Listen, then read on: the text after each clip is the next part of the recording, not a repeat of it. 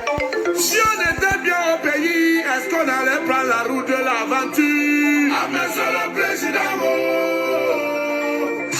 un pauvre qui vote ou celui qui l'a rendu pauvre. Si on était bien au pays, est-ce qu'on allait prendre la route de l'étranger? Ah, monsieur le président, à l'Assemblée, il y a un vieux, vraiment. Au Sénat, il y a un vieux, wonderful.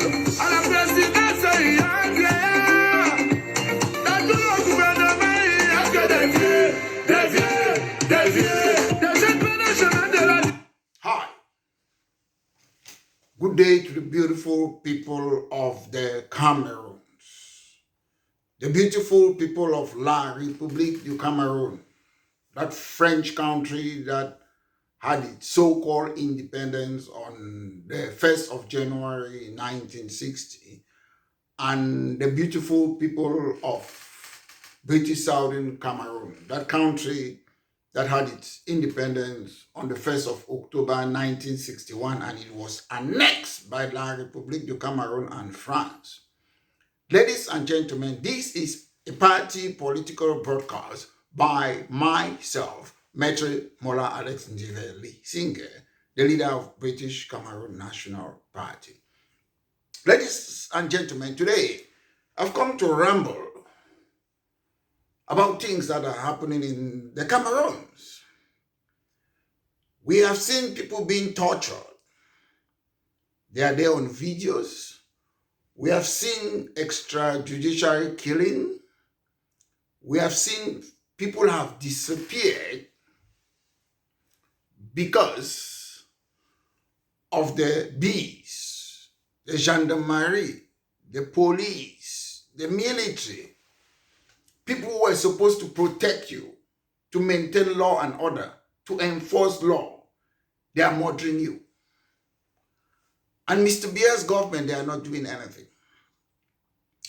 Because a government is not doing something, it doesn't mean individuals, group of people, they cannot do something. Ladies and gentlemen, changes in the world have come because of individual people. I see most often in the Cameroons, we always think if you vote a messiah, a president, it will come and change everything. Ladies and gentlemen, you can even vote a saint and his president. If you, the people, as an individual, you don't react, nothing will change. In the Cameroons, I see a lot of people, they do lip service today.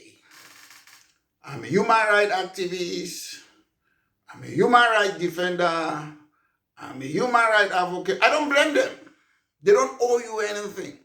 But you as an individual, you owe yourself something because nobody should torture you and go free. If you are tortured and you stay silent, another person too will say, oh no, this person was tortured and nothing was done. Ladies and gentlemen, as I speak, some people might think, oh, this man is in London. What does he know? Things have changed in the Cameroons or so. Ladies and gentlemen, I grew up in the Cameroons. I went to nursery school, Boya Station. I completed my education in the then Yaoundé University in Guakele. So I know Cameroon. They used to do the same thing to us. But we did not sit back and look. We took the necessary decision.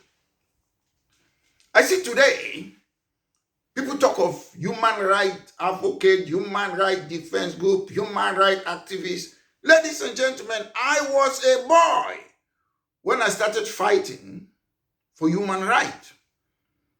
And those of you who know late Abel Mukon, when he opened a human rights defense group, somewhere in Commission, after City came, a stone house there, I was one of the first pioneer member when I was a boy or teenager, me. I was part of Abel Mukon's human rights defense group. So I've been fighting human rights all my life. I know what it is.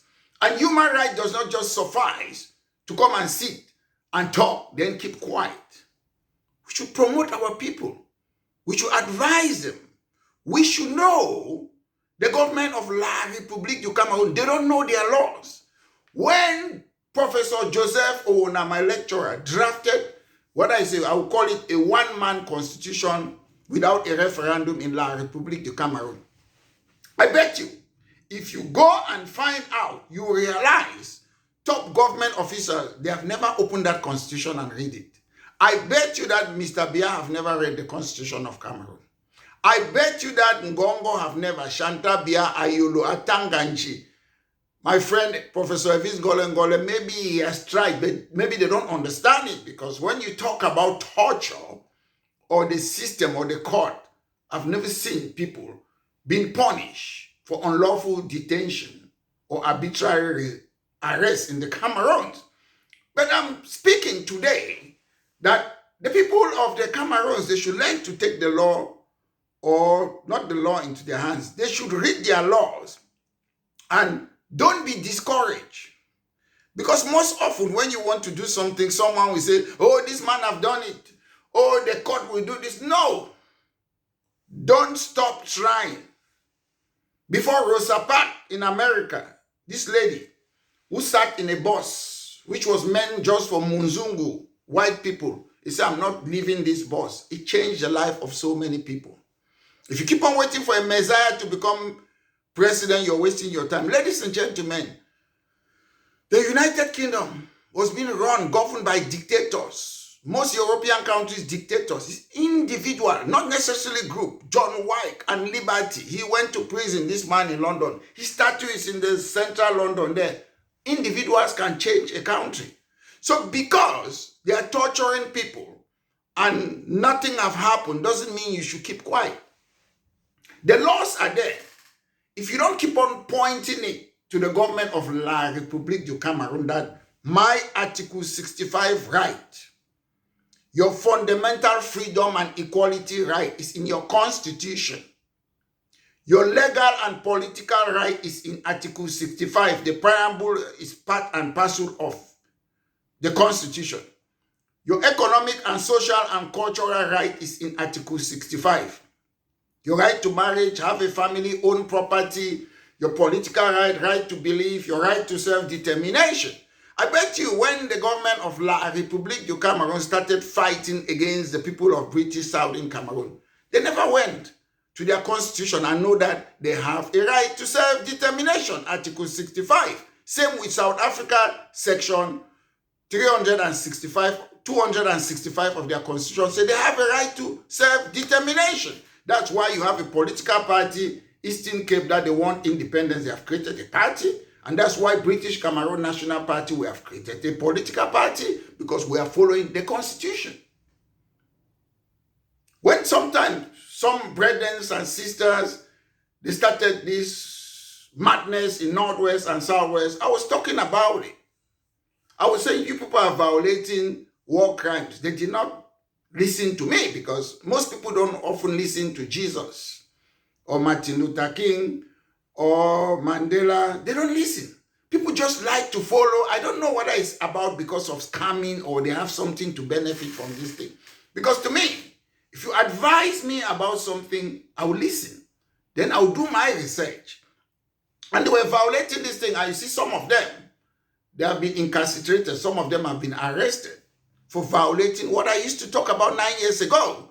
And some people will say, oh, maybe I'm against Northwest. I was not against Northwest. Nobody can bring one video to show that I was against Northwest or Southwest. I was stating the fact that you're killing civilians. You're kidnapping for ransom. How is it against Northwest? Nobody can bring one video. When you say something, justify it. My videos are still there. And I will still be saying things. British Cameroon National Party is a political party for law and order. I heard somebody told me this antediluvian culture, this villager, he was distributing a video that I was burning my property flag. I keep on repeating. You see, people, they want to do politics in the Cameroons. They don't even have brains. He was distributing recently, a few days ago, oh, Alex Lissinger, burn flag. The law says in my country, it's your personal property. I can go and buy an American flag, a British flag, Nigerian flag, La Republic flag. I burn it. The law says It is Maître Mola Alex Ndive-Lisinger's property. They cannot charge you for criminal damage. I can take a book from here. I bought the book. It's the same like a flag. The law says it's my property. I bought it with my money. That's what the law says. So, but when you see some of these Mbutuku them, they thought they're going to be putting flag. Maître is burning flag. Put it. One day that flag will change and I will be a hero, me. That flag will become popular. They will be showing how I'm burning flag. This man saw it. He's a prophet long ago. They will change that flag. I'm the one telling you. So, ladies and gentlemen, I was just talking how people are so ignorant about the law. If all of us, we go and read the law, some laws in La Republique du Cameroun, some laws, they are good. If we read the laws in Article 65, most of us will have good debate without trying to patronize other people. You see, there's a little bit of dictator in everybody. You go to a WhatsApp group, you post something, oh, don't post this thing. Oh, they delete it. That's dictatorship. Even if you don't like something, somebody posts something in a group, ignore it. That's how you live in a country. I will defend to death your right to say what you want to say, even if I don't approve it. That's how you live in a country. You cannot agree with everybody's opinion, but you have to support the person to say it. That's democracy. So my point is, the government of the Cameroons, most of them, they don't know the laws in the Cameroons. They don't read it. Even ministers, unelected Dios colonial, they don't know the laws. They don't read it, most of them. Even some lawyers in the Cameroons, you know, most lawyers in Cameroon, when there's a case, they go and meet the deal, they settle it on the table, they exchange money, so they don't really do the law. I know them. I'm not making it up. Most of them, if you have a problem, they don't go and read and follow the law to solve the problem. Oh, I know prefect, I know governor, I know minister. That's how they solve most cases in the Cameroons. They don't go and read the law, do research, put their cases. I'm not saying all, I'm saying a lot of them. So most people in the Cameroons, as an individual, read your law and their procedures. When somebody torture you or your family, make sure you document the incident. Keep the record, detail it, the date, the time, the location, the name of the people, the job title, those who were involved, how the incident affect you, witness statement or videos. Keep it. That's the first step. Keep it carefully. If you like, you can seek legal advice. I don't know if you have free legal advice in the Cameroons. For those of you who don't know, you know me, I'm on Facebook or social media. You have such an incident, you can inbox it to me. I can give you pro bono free advice on that. And if it's possible, attempt to resolve, because attempt to resolve these things. If you cannot resolve it, make a formal complaint. In the UK, we have something they call ombudsman. It's not only a government that can torture you. The police, at your workplace, people can abuse your constitutional right. So it's important to know these things. And don't sit and say, oh, if I go and report, they will do nothing because I'm a poor man. No. Do it. Let them say no. Then you have evidence. Sometimes inbox me, because we have to stop this torture in the Cameroons.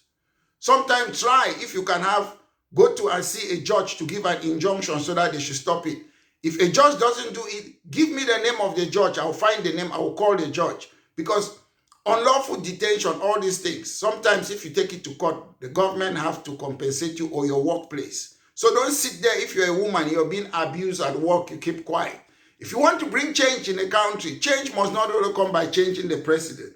We must start changing from grassroots, little things that affect our society. I understand in the Cameroons, a lot of women are being abused or discriminated at work, but they don't say anything because they are afraid of their boss.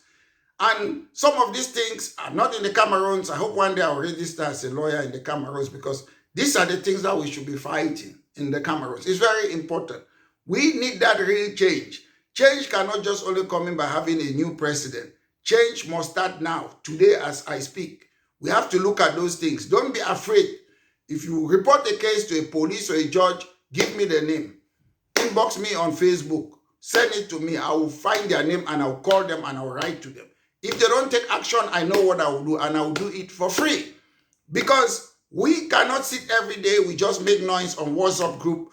We shout why they are torturing people. Oh, they torture this man. They do this. We must start stopping it. We must start naming them and shaming them. And we'll try to resolve the problem peacefully, confidentially. And if these people, they don't stop, we'll make it public. We'll put their name. We'll shame them and their family. So ladies and gentlemen, the laws in the country are there to be respected. If each day they torture somebody, they kill somebody, you keep quiet. They'll keep on doing it. But when we know that the law, they sanction these people, justice, you don't go and do it behind the door. Justice must be done and it must be seen to be done. If you ask me what happened with those people in Gabo, I don't know. If you ask me what happened with those people in North, those women and children that were shot when Chiruma was Minister of Communication, I don't know. We should know what happened.